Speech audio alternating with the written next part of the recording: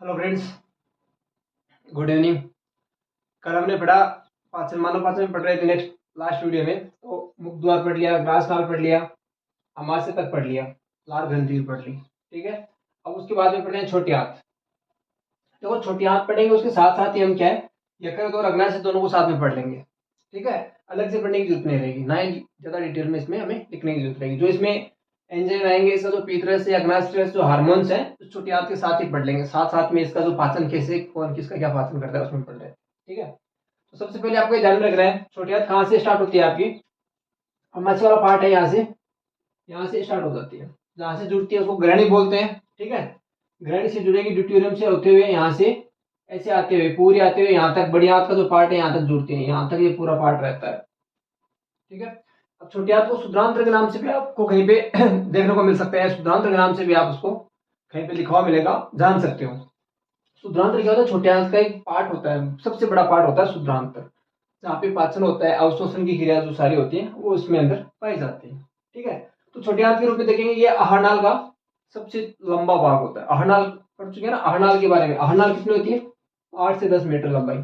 ठीक है, और 8 से 10 मीटर में जो छोटी हाथ होती है आपकी, वो 5 से 6 मीटर होती है लंबाई इसकी। तो सबसे पहले आप देख रहे हैं आहारनाल का सबसे लंबा भाग क्या होता है? छोटी हाथ होती है ना। और सर्वाधिक अवशोषण भी इसमें होता है। क्या होता है? सर्वाधिक अवशोषण। सर्वाधिक अवशोषण भोजन का, सर्वाधिक भोजन का अवशोषण है वो भी छोटी आंत के अंदर होता है। ठीक है, 5 से 6 मीटर इसकी लंबाई होती है। शुद्धांत्र इसका सबसे लंबा पार्ट होता है। अब ये काम क्या करती है, कैसे काम करेगी? ये कैसे काम करेगी? एक तो आपको जो यकृत है, अब यकृत के बारे में बता रहा हूँ थोड़ा सा डिटेल में, यहाँ से अलग से बता रहा हूँ, ध्यान रख लेना। अलग से नोट डाल के आप कुछ भी नोट्स बनाओ ना, तो उसमें यकृत जैसे छोटी आंत है इसमें ब्रैकेट में ले लेना या फिर नोट के रूप में ले लेना, ताकि अलग से आपको याद रहे ना। यकृत के बारे में थोड़ा सा हल्का सा बता देता हूँ। यकृत में से कोई एंजाइम स्त्रावित नहीं करता, कोई भी एंजाइम स्त्रावित नहीं करेगा। ठीक है, इसमें क्या रहेगा, ये पीतरस का स्त्रावन करता है। पीतरस, पीतरस का स्त्रावन करेगा, जो क्या करेगा, अमाशय से जो खाना आ रहा है आपका, उसमें क्या मिला है? HCl, अम्लीय माध्यम हो गया ना, उसको स्त्रावन ये कम कर देगा। क्योंकि पीतरस का पीएच मान कितना होता है? 7.8 से 8.6 के मध्य होता है, मतलब हल्का अच्छा रहेगा। और वो अम्लीय रहेगा तो अम्लीय में सारे मिलेंगे, उदासीन हो जाएगा, है ना। केमिस्ट्री का 2 नंबर चैप्टर अम्ल सार वाला में है, वहां से आएगी। ठीक है, तो इसको खाने में क्या करेगा? उदासीन कर देगा। ये इसका इतने काम करेगा। और यकृत में और क्या रहता है? यकृत पीतरस का स्त्रावन करेगा। ठीक है, यकृत में और क्या रहता है? आपके जो विटामिन है, जो वसा में घुलनशील होते हैं ना, विटामिन कौन कौन से वसा में घुलनशील? देखो 2-3 चीजें एक साथ याद हो रही है। वसा में घुलनशील विटामिन कौन से? वसा में घुलनशील विटामिन कौन कौन से? तो अलग से पढ़ेंगे वो अलग बात है, लेकिन यहाँ साथ साथ में जो आगे टॉपिक आया तो पढ़ लेते थोड़ा सा ना। ए है, डी है, ई है और के, ये 4 विटामिन है जो वसा में घुलनशील होते हैं। और चारों का संश्लेषण कहाँ होता है? शरीर के अंदर यकृत के अंदर होता है, इसके अंदर होता है, ये ध्यान में रख लेना। तो जो वसा में घुलनशील विटामिन है उसका संश्लेषण भी कौन करता है? यकृत करता है, ध्यान रखना। जो आपका के है, विटामिन के, ये क्या काम करता है? रक्त का थक्का बनाने का काम आता है ना, रक्त का थक्का बनाने में काम आता है, ये ध्यान में रख लेना। एक पॉइंट और हो गया। ठीक है, इतना काम हो गया। अब यकृत एक चीज और करता है छोटे, एक हिपेरिन नामक प्रोटीन होता है। हिपेरिन प्रोटीन, हिपेरिन नामक प्रोटीन इसका संश्लेषण भी करता है। तो हिपेरिन नामक प्रोटीन का संश्लेषण कहां से होता है? यकृत से। इसका काम क्या है? इसका काम ये है कि जो हिपेरिन नामक प्रोटीन होती है, आपके शरीर के अंदर जो ब्लड चलता है ना, नस के अंदर जो धमनी और सिरा है उसके अंदर जो ब्लड चल रहा है ना, रक्त चलता है, उसको जमने से रोकता है। जमने से रोकेगा, क्या करेगा? आसानी से चलेगा। और जितना प्रत्येक अंग के अंदर, ऑर्गन के अंदर जितना रक्त या ब्लड चलेगा वही उतना अंग काम करेगा। ये तो यकृत का हो गया। अब छोटी आंत यकृत से क्या करता है? पीतरस लेगा ओनली, और ये काम आते हैं जो शरीर में और काम आएंगे। हो गया यकृत? भैया ध्यान रखना, एक पॉइंट बना रहा हूं मैं इसका। यकृत, यकृत का क्लियर हो गया ना। अब देखो यकृत का एक पॉइंट बना लेते हैं, क्या बनेगा? ये क्या करेगा? यकृत से क्या करता है? दूसरा पॉइंट बना रहा हूं, ये पहला हो गया इसका। दूसरा पॉइंट हो गया यकृत और अग्नाशय से ये रस, इनका रस होता है, जो रस इसमें मिलता है छोटी आंत में, ग्रहणी के रूप में ग्रहणी के अंदर यहाँ पे मिल जाएगा, यहाँ से मिल जाएगा, ये यहाँ पे मिल रहा है ना, ग्रहणी के जो गणे वाला पार्ट है छोटे हाथ का वहां पे मिलता है, इतना ध्यान में रख लेना।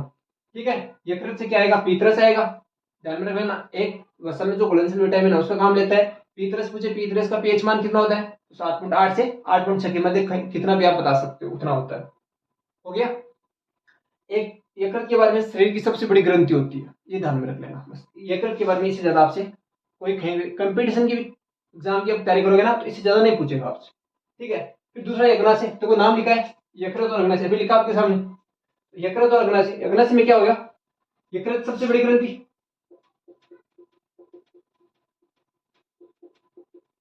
सबसे बड़ी ग्रंथि कौन सी है, यकृत। और अग्नाशय क्या है, दूसरी सबसे बड़ी ग्रंथि, दूसरी सबसे बड़ी ग्रंथि। दोनों का रस किस में आएगा, छोटी आंच में। ठीक है, सबसे बड़ी ग्रंथि पीतरस आएगा इससे। तो यकृत से क्या आ रहा है वो और बता देता हूं, दोनों चीज ध्यान में रख लेना। यकृत से क्या आएगा, यकृत से पीतरस, पीतरस यकृत से आ रहा है, पित्ताशय में इकट्ठा रहेगा और घड़ी में मिल जाएगा, ये काम कर लेगा। अग्नाशय से अग्नाशय रस आएगा, अग्नाशय रस एक ये निकालते हैं। अग्नाशय रस में क्या रहेंगे, एंजाइम, और एक ये निकालते हैं हार्मोन। देखो अग्नाशय क्या कर रहा है, अग्नाशय क्या कर रहा है, एंजाइम भी स्रावित कर रहा है और हार्मोन भी कर रहा है, मतलब दोनों चीजें निकाल रहा है। तो दोनों चीज मतलब मिश्रित रूप में काम कर रहा है। तो अग्नाशय शरीर की एकमात्र ऐसी ग्रंथि है जो मिश्रित ग्रंथि के रूप में पाई जाती है, आप ये ध्यान में रखना है। तो मिश्रित ग्रंथि कौन सी होगी, अग्नाशय ग्रंथि। पूछ सकते हैं निम्न में से मिश्रित ग्रंथि कौन सी है, 4 ग्रंथि का नाम देता है, यकृत, अग्नाशय, थायराइड वगैरह जो भी है। तो कौन सी होगी, अग्नाशय। क्या करती है, मिश्रित ग्रंथि क्या होती है, ग्रंथि दो प्रकार की होती है। पहला क्या होता है, बहिस्रावण, एक बहिस्रावण ग्रंथि होती है, और अग्नाशय में बहिस्रावण का कितना भाग पाया जाता है, 99% पाया जाता है। दूसरी ग्रंथि होती है अंतःस्रावण, अंतःस्रावण ग्रंथियां, और अग्नाशय में अंतःस्रावण का कितना भाग पाया जाता है, 1% भाग पाया जाता है। ठीक है, अब जो बहिस्रावण है ये कितना है, 99%, और इससे कौन कौन से एंजाइम आ रहा है उसके बारे में देखते हैं। और जो हमारे छोटी आंत में क्या काम है, मतलब छोटी आंत से हमें, तो छोटी आंत में कौन कौन से क्या काम आते हैं उससे देखते हैं, रिलेटेड देखते हैं। ठीक है, तो बहिस्रावण का 99% भाग है जो अग्नाशय रस के रूप में निकलता है और छोटी आंत में मिलता है। अब इसकी जो 99% भाग है ये अग्नाशय रस मिलेगा, क्या मिलेगा, अग्नाशय रस। अब इसमें 3 प्रकार के एंजाइम में पाए जाएंगे, ट्रिप्सिन है, लाइपेज और एमाइलेज। ये 3 ध्यान में रखना आपको। ट्रिप्सिन है, और देखो तीनों लिखा हुआ आपको, अग्नाशय रस, ये बहिस्रावण का भाग है, 99% भाग मिलेगा आपको। 3 प्रकार के पाए जाएंगे, ट्रिप्सिन है, लाइपेज और एमाइलेज, तीनों को लिख सकते हो आप आराम से। नोट्स के रूप में लिखो ना तो पूरा आराम से पहुंच करके आराम से लिखना, मैं बता रहा हूँ क्या इसका क्या काम है। अग्नाशय आ गया, अग्नाशय क्या करेगा, अग्नाशय रस स्रावित कर रहा है बहिस्रावण के रूप में 99% भाग वाला। इसमें 3 प्रकार के एंजाइम रहते हैं जो छोटी आंत में भोजन को पचाने का काम करेंगे। जो हम खाते हैं ना, खाना खाते हैं जटिल के रूप में खाते हैं ना, उसको काम में करते हैं। तो ट्रिप्सिन क्या करेगा, ये प्रोटीन को पेप्टाइड में बदलेगा। ठीक है, लाइपेज क्या करेगा, वसा को वसीय अम्ल में, पेप्टाइड बोल सकते हो, अमीनो अम्ल भी बोल सकते हो, कहीं भी आपको अमीनो अम्ल देखने को मिल सकता है। लगभग आपके अमीनो अम्ल ही रहेगा, पेप्टाइड नाम नहीं देखने को मिलेगा आपको। तो आप यहाँ पे अमीनो अम्ल कर सकते हो। प्रोटीन को किसमें बदलेगा, अमीनो अम्ल में बदल देगा। कौन बदल रहा है, ट्रिप्सिन बदल रहा है। ठीक है, लाइपेज क्या करेगा, वसा को वसीय अम्ल में, और एमाइलेज क्या करता है, कार्बोहाइड्रेट को ग्लूकोज के रूप में। कहीं पे कार्बोहाइड्रेट देखने को मिल सकता है, कहीं पे आपको स्टार्च भी देखने को मिल सकता है। ठीक है, इसको क्या करें, किसमें बदलेगा, ग्लूकोज के रूप में।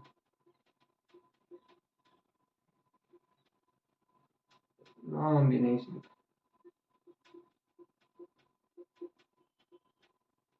ग्लूकोज के रूप में बदल देता है। तो ठीक है, अग्नाशय रस हो गया। क्या क्या हुआ इसमें, प्रोटीन अमीनो अम्ल के रूप में। प्रोटीन को अमीनो अम्ल में बदलने वाला एंजाइम कौन सा है, ट्रिप्सिन। ऐसा क्यों सुना सकता है, एक नंबर का आ गया, ऑब्जेक्टिव टाइम में आ गया। प्रोटीन को अमीनो अम्ल में बदलने वाला एंजाइम निम्न में से कौन सा एंजाइम प्रोटीन को अमीनो अम्ल में बदलता है, निम्न में से कौन सा एंजाइम प्रोटीन को अमीनो अम्ल में बदलता है। 3 तो ये आएगा, ट्रिप्सिन, लाइपेज, एमाइलेज, टाइलिन, कोई भी नाम दे देगा। कि इनमें से कोई नहीं उपयुक्त छवि क्या होगा, ट्रिप्सिन। तो छोटे छोटे क्वेश्चन है, एक एक दो दो नंबर के क्वेश्चन बनेंगे, इसका आपको ध्यान में रखना होगा। लाइपेज वसा को वसीय अम्ल में, एमाइलेज कार्बोहाइड्रेट स्टार्च होता है उसको ग्लूकोज के रूप में बदलेगा। ये इसमें जो बहिस्त्राण वाला भाग है उसे काम करेगा। हो गया। अब इसका एक पार्ट और बच गया, अंतःस्त्राण वाला भाग है ना, उसका थोड़ा सा और देख लेते हैं ना। अंतःस्त्राण में क्या आएगा, इसमें अंतःस्त्राण में देखो दो हार्मोन आएंगे। अंतःस्त्राण में कौन कौन से दो हार्मोन आते हैं, अग्नाशय की जो लैंग्रेंज दीप कोशिकाएं हैं, अग्नाशय है उससे जो लैंग्रेंज की दीप कोशिकाएं हैं, दीप कोशिकाएं, वहां से दो हार्मोन निकलेंगे। वैसे लैंग्रेंज की दीप कोशिका को तीन भागों में बांटा गया है, डिटेल के लिए बता देता हूँ, ज्यादा याद नहीं करना है। एक तो एल्फा होता है, बीटा होता है और गामा होता है ना। वहां से दो प्रकार के हार्मोन निकलते हैं, एक हार्मोन है ग्लाइकोजन और दूसरा हार्मोन होता है इंसुलिन। ये दो हार्मोन और ध्यान में रखना है। अब देखो हार्मोन भी स्थापित कर रही है ग्लाइकोजन और इंसुलिन, ठीक है। एंजाइम निकल रहे हैं ट्रिप्सिन, लाइपेज और एमाइलेज, जो आपको खाने को बदलने का काम कर रहे हैं, ठीक है। ये तो हो गया आपका इंसुलिन छोटे आंत में। अब छोटी आंत में देखो ये जो आपकी इसकी सतह होती है ना, शुद्रांत्र वाले पार्ट में, ये सबसे छोटा वाला भाग होता है, लंबा होता है, इसका खुद का पार्ट होता है। इसके अंदर महीन महीन दीर्घ पाए जाते हैं ना, ये यहाँ पे, इसमें छोटे छोटे यहाँ पे देखो दीर्घ के रूप में ऐसी संरचना पाई जाएगी, दीर्घ है ना। शुद्रांत्र है ना, शुद्रांत्र के अंदर महीन महीन छोटे छोटे जो दीर्घ पाए जाते हैं वो लेते हैं। वो काम क्या करेंगे, इसका जो सतह स्थल पर है जो पार्ट वाला उसको क्या करेंगे, बढ़ा देंगे, और बढ़ाने में क्या होगा, अवशोषण अधिक होगा। तो जो दीर्घ है उसका काम क्या है, स्तरीय क्षेत्रफल को बढ़ाना, जिससे अवशोषण अधिक से अधिक हो सके। ये छोटी वाला पार्ट हो गया। अब इसमें कोई सस्पेंस हो तो आप मुझे डीएम कर सकते हो, कहीं पे कमेंट में बताना जो भी आपको समझ में नहीं आया, तो हम फिर से देख लेंगे, फिर रिविजन में जो भी आएगा हमारे तो हम फिर से देखेंगे। छोटा सा है, छोटी आंत में बताया। अब हम नेक्स्ट पढ़ेंगे बड़ी आंत। उससे पहले देखो यकृत भी आ गया इसके अंदर, डिटेल में आ गया। सबसे बड़ी ग्रंथि है, पीतरस स्त्राव करती है, पीतरस का पीएच मान बता दिया 7.8 से 6, ठीक है। अग्नाशय हार्मोन्स और एंजाइम दोनों प्रकार के करते हैं, इसलिए इसको मिश्रित ग्रंथि कहते हैं। दूसरी सबसे बड़ी ग्रंथि है, सबसे बड़ी ग्रंथि यकृत हो गया। अग्नाशय में ट्रिप्सिन, लाइपेज और एमाइलेज होते हैं, इसको इस प्रकार से लिखना है, सारे मिल जाएंगे। और इसको पीडीएफ के रूप में मिलेंगे आपको, है ना। तो चले जाना वहाँ पे, अपना जो टेलीग्राम चैनल है वहाँ पे जाना, और पूरा का पूरा लिखा हुआ मिलेगा, कंप्यूटर का आपको लिखा हुआ पूरा पीडीएफ मिल जाएगी, वहाँ से थोड़ा डिटेल में देख लेना। फिर भी समझ में नहीं आए मुझे डीएम कर देना या कमेंट में बताना जो भी आपको समझ में नहीं आ रहा है, फिर हम देख लेंगे, ठीक है। नेक्स्ट पढ़ते हैं। इसके बाद छोटी आंत के बाद में क्या है, बड़ी आंत पढ़ते हैं।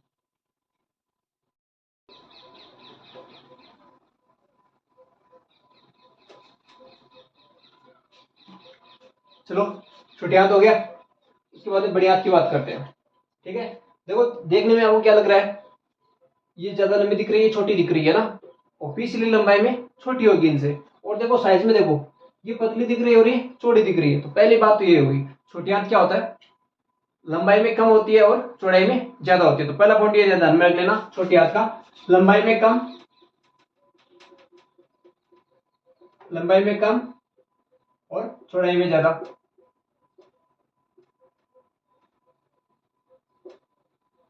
चौड़ाई में ज्यादा होती है, ठीक है। चौड़ाई लगभग 1 से 1.5 मीटर के समथिंग होती है, 1 से 1.5 मीटर की लमसम इसकी लंबाई होती है। पहला भाग तो ये हो गया। दूसरा भाग, ये जहां से जुड़ी रहती है ना, यहाँ पे एक कर्मी रूपी सेच के नाम से एक पतली सी मांसल संरचना जुड़ी रहती है ऐसी, है ना। ये कहां से जुड़ी होती है, जहाँ पे छोटी आंत और बड़ी आंत जुड़ती है ना, वहां पे परिसेचिका नामक जुड़ी रहती है, परिसेचिका।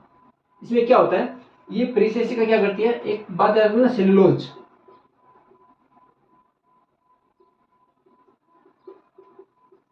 सेलुलोज उसका पाचन होता है। तो कोई नहीं बताएगा आपको, ध्यान में रख लेना।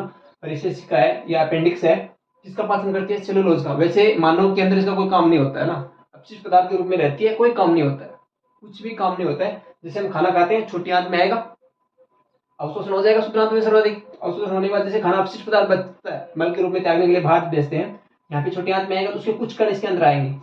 थैली सी होती है, छोटी सी इतनी सी थैली सी होती है, उसके अंदर कुछ कण आएंगे। और कुछ कण ये तो है नहीं एक दिन में आएंगे, एक आज मान लो एक कण आ गया, कल एक कण और आएगा, परसों आएगा, ऐसे साल 2 साल 5 साल 4 साल में क्या धीरे धीरे कण आएंगे और ये क्या थैली भर जाएगी।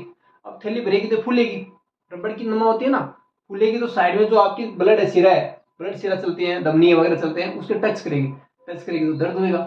तो हम डॉक्टर के पास जाएंगे, डॉक्टर ऐसे सोनोग्राफी करके चेक करेगा, चाहिए फुली हुई दिखेगी उसको, है ना, फुली हुई दिखेगी, आपको क्या बोलेगा, अपेंडिक्स का दर्द है। ठीक है, छोटा सा हल्का से ब्लेड लेके चिरा लगे, आजकल तो वो सुविधा नहीं है, सब दूरबीन से होता है, अंदर से स्प्रिंग डाला, यहाँ से स्प्रिंग आएगा और यहाँ से इसको कट कर देगा, ऐसे कट कर देगा ना, कट करके आपकी बढ़िया आता है उसको ऐसे सीधा बना देगा, फिर इसे आपकी गायब हो जाएगी। लेकिन इसका काम होता है जो पशु है ना, गाय भैंस बकरी भेड़ वगैरह, उनमें सर्वाधिक काम होता है। क्यों होता है? क्योंकि घास खाते हैं पेड़ पौधे का, और पेड़ पौधे की इसकी जो घास होता है उसकी जो भारी होती है किसकी बनी होती है, सेलुलोज की, और सेलुलोज खाएंगे तो उसका पाचन कहीं ना कहीं तो होगा। जैसे कार्बोहाइड्रेट का एमाइलेज करता है, प्रोटीन को अमीनो एसिड में कौन बदलता है, ट्रिप्सिन बदलता है, वसा को 80 ml में लाइपेज बदल रहा है। वैसे उसी प्रकार क्या होता है, सेलुलोज का पाचन होगा तो कौन करेगी, परिचय कुछ जीवाणु और जानवर, जो जुगाली करने वाले जानवर है ना, सभी में छोटा सा एक ध्यान में रख लेना, जुगाली करने वाले जानवर में एक नाम लिख रहा हूं, जुगाली करने वाले जानवरों में सेलुलोज का पाचन परिचय द्वारा, जुगाली करने वाले सभी जानवरों में, जुगाली करने वाले जितने भी जीव जंतु है, जितने भी जीव जंतु जुगाली करता है, और इस कहने का मतलब हरे पेड़ पौधे खाते हैं ना, उसके अंदर सेलुलोज का पाचन कौन करेगा, परिचय। बस ये छोटा सा टॉपिक रह गया, ऐसे वो बताया आपको। और यहाँ पे एक इलियोसिकम वॉल पाया जाता है, यहाँ पे छोटी आंत और बड़ी आंत, जहाँ पे छोटी आंत और बड़ी आंत जुड़ती है वहां पे क्या पाया जाता है, इलियोसिकम वॉल पाया जाता है। इसका काम क्या है, जैसे खाना आ गया, छोटी आंत से बड़ी आंत में खाना आ रहा है, उसको वापस आने से रोकना है ना, अपशिष्ट पदार्थ को, अपशिष्ट पदार्थ को वापिस छोटी आंत में जाने से रोकने का कार्य करता है। कौन करता है, इलियोसिकम वॉल, ये इसका काम हो गया। ये कहाँ पे पाया जाता है, यहाँ पे, जहाँ पे छोटी आंत और बड़ी आंत जुड़ते हैं वहां पे इलियोसिकम पाया जाता है। ठीक है, लंबाई में सबसे कम होती है, चौड़ाई में अधिक होती है, लंबाई 1 से 1.5 मीटर के समथिंग होती है। इलियोसिकम वॉल पाया जाता है, जिसका मुख्य कार्य क्या है, जो अपशिष्ट पदार्थ होते हैं छोटी आंत से बड़ी आंत में आ गए उसको वापस नहीं जाने देना है, ये उसका काम करता है। उसके बाद एक परिसेसिका होती है जो जुगाली करने वाले काम में काम आती है, और क्या काम करता है उसमें, सेलुलोज का पाचन करती है। हो गया। उसके बाद में जो आपका अपशिष्ट पदार्थ, इसमें और क्या होता है, छोटी आंत में, छोटी आंत क्या करता है, एक मुख्य पॉइंट याद रख लेना, जल का अवशोषण, एक मुख्य पॉइंट है इसका, जल का अवशोषण, जल का अवशोषण छोटी बड़ी आंत द्वारा होता है।